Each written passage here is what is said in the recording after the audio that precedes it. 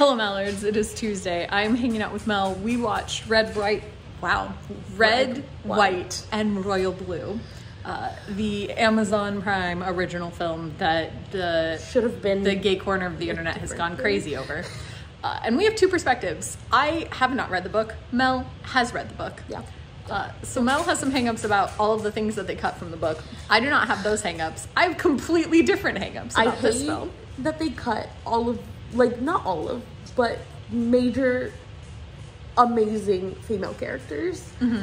And I understand why they weren't very important in this film, because they cut a lot of the things that they would have been important for it to make sense. So they just, like, cut a bunch of stuff that I was like, yeah, am I going crazy? That definitely happened in the book. Yeah, that happened. Oh, but this person's not here, so then it doesn't matter. Okay. Yeah. There are always those sorts of hang-ups when you have things transformed. Sometimes you have to think of things just completely separately. Yep. We can have that discussion if you ever want to talk about Vampire Diaries. Which are not the same thing. Yeah, but I enjoy Vampire Diaries as its own thing. Correct. Vampire Diaries, the TV show, and Vampire Diaries, the book, are not the same. Yeah. Like, they, for some reason, have the same title, and they both involve vampire brothers and some girl named Elena, but, like, they are not the same. No. It's just a weird coincidence that they have the same stuff. And this, I feel like, was a little more similar. Is that Vampire Diaries, because it's a series, started more similar, and then was like, yeah. But, like, they started, like, very similar, and so you were like, ooh, yeah, the thing, and then it just, like, went off the rails, and it was okay.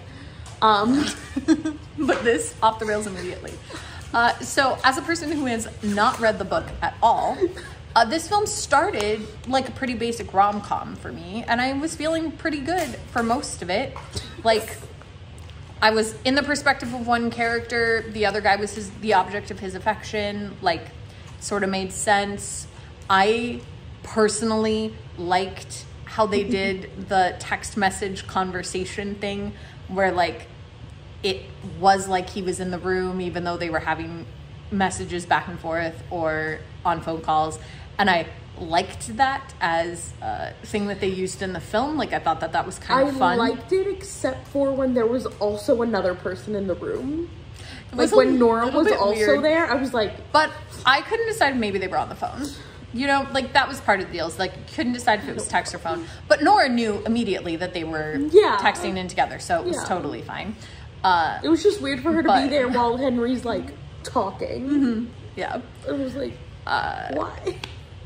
You know, as the person who is regularly also around when the two people who are in love with each other that I live with are on the phone with each other on speakerphone, that scene didn't feel weird to me at all. I was like, oh yeah, I've been Nora. They're not on the phone, that makes though. total They're texting. sense. We can see the text messages happening at the same time as him talking.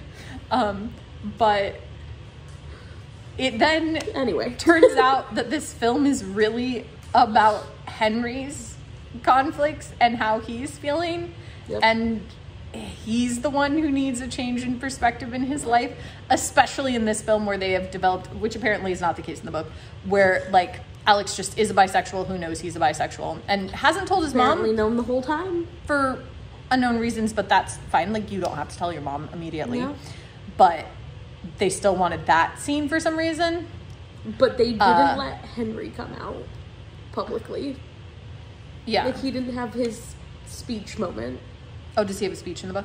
Mm-hmm. Oh, yeah, I would say, I don't know. Like, he walks out the doors and then they cut it. Like, they didn't do does he have a speech? Yeah, he talks. The public. Oh, okay. Makes sense, because they didn't do that. There to see him. They didn't do that in this movie. I didn't know it happened in the book. I didn't necessarily feel like goodbye. I didn't necessarily feel like I missed that, having been in the film, because they had told me that the whole nation knew he was now out of the closet because his emails had been leaked. So it was okay that he didn't say it.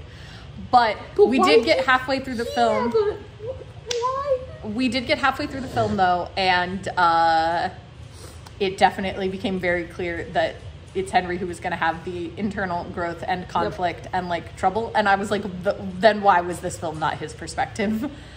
Like, it should have been, Alex is a perfect, as Megan pointed out, he is, in this particular adaptation, I don't know if it's like this in the book, a manic pixie dream boy. Like, he absolutely is a manic pixie dream boy, which means that he does not need to actually have any perspective at all. It is okay if he flits in and out of Henry's life and has just as much engagement as Henry did in the whole first half of this film. Like, even less. He would be fine with less. He's a manic pixie dream boy. He doesn't need to have anything going on for him. I think the only reason... except to show up and be lovely. But I needed more Henry stuff because him just like jumping off of that dock and then like it going full drama, I was like, where, what? I think this that is intense. Probably, I think that there might be a reason why they did that. And it's because in the books we get a lot more family and like regular life context about Alex. Yeah, because I assume the books Henry are dual perspective, and so, right? Yes, but we get a lot more like personal life of Alex's, and they couldn't figure out like what to do to make it from Henry's perspective in the film. They were like, the book doesn't give us it's this. a missed opportunity because they meet Stephen Fry the King, and I could have had him the whole film. Yeah, I think they just like... I would have had less Uma Thurman though, and that maybe would have been a crime. Yeah. So, yeah, I don't know. They should have just made it dual perspective. It would have been very easy to give two perspectives in this film. Yeah, they could have just made it dual perspective. They definitely could have. They could have made it longer, which might have helped with a lot of things. Or chosen different things to cut. Yeah. It's fun. If it was from Henry's perspective, I think it would fit like perfectly in the like just complete fluff rom-coms that Megan and I love watching. If I ignored the fact that I had read the book, I think it would have been a perfectly okay film. That's how I feel. Like, it was a perfectly okay film. It's just fine. Yeah. It was... And that's fine. Good. Fine. I don't think you need to go feral over it, but I think that you should watch it because everyone should watch it so that Amazon knows it's okay to make perfectly fine little rom-coms about gay boys. Because we need more of them. Heartstopper now. Yeah. Let's go do it.